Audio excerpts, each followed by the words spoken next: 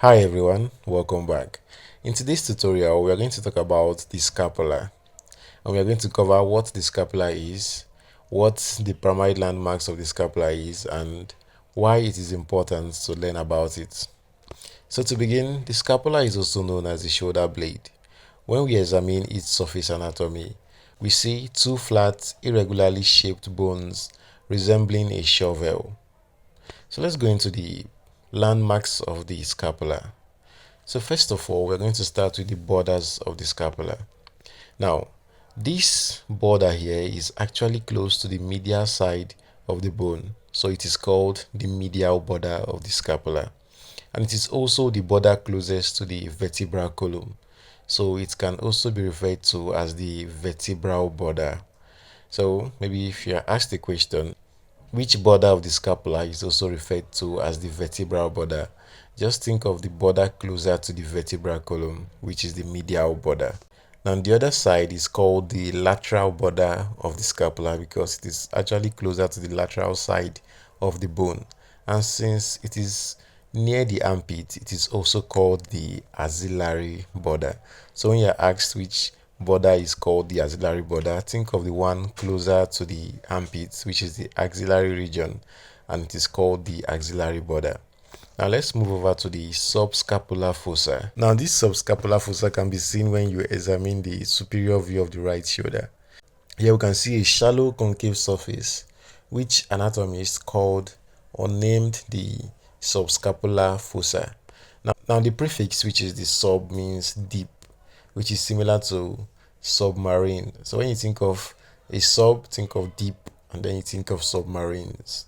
It's going to help you to remember other terms in anatomy. And since this fossa is on the deep surface of the scapula, adjacent to the ribs, it is also called the costal surface. However, the subscapular fossa is a more commonly used term.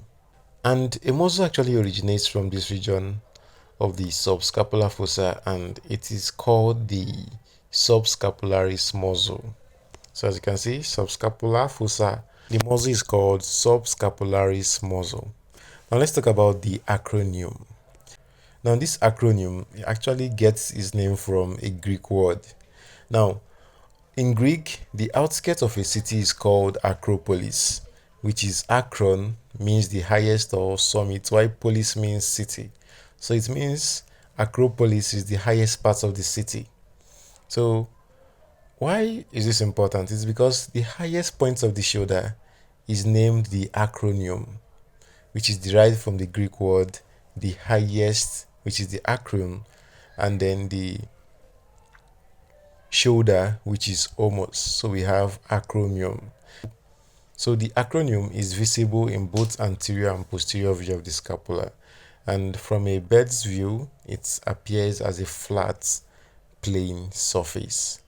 So the acromion also articulates with the clavicle, forming the joint called the acromioclavicular joint, which is also called AC joint. And this synovial plane is crucial for shoulder mobility, allowing the clavicle and the scapula to move together. Now let's talk about the spine of the scapula. On the posterior surface of the scapula, we find a prominent ridge, which anatomists named it simply the spine of the scapula.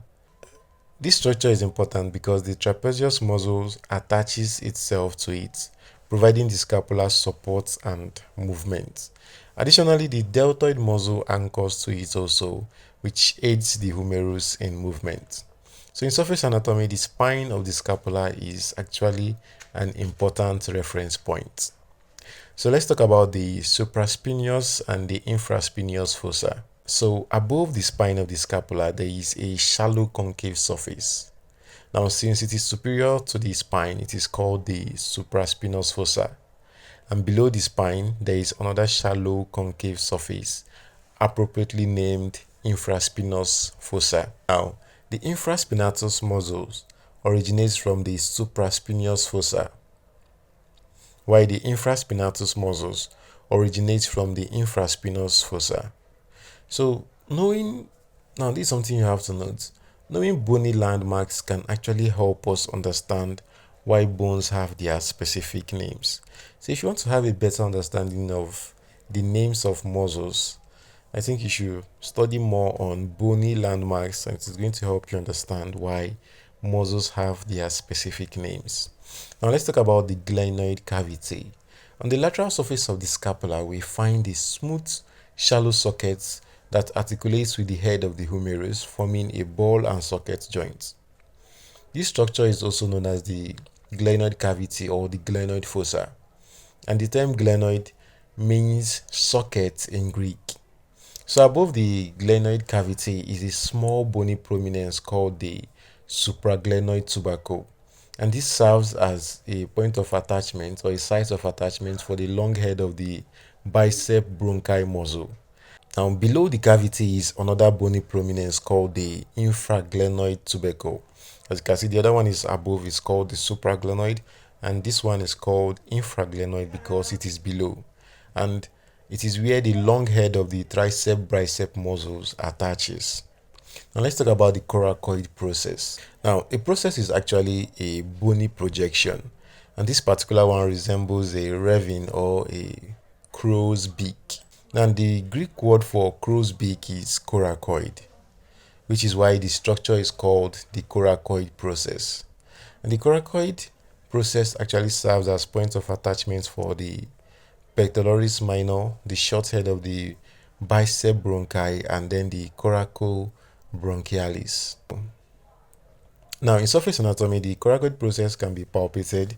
Radiographers actually palpate it to determine centering points for probably shoulder x-rays. Now, let's move over to the suprascapular notch.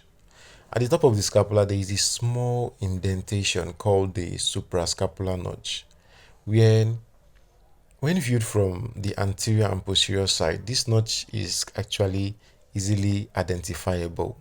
A ligament called the suprascapular ligament spans across it, creating a foramen through which the suprascapular nerve passes, and the suprascapular artery actually runs above the ligament.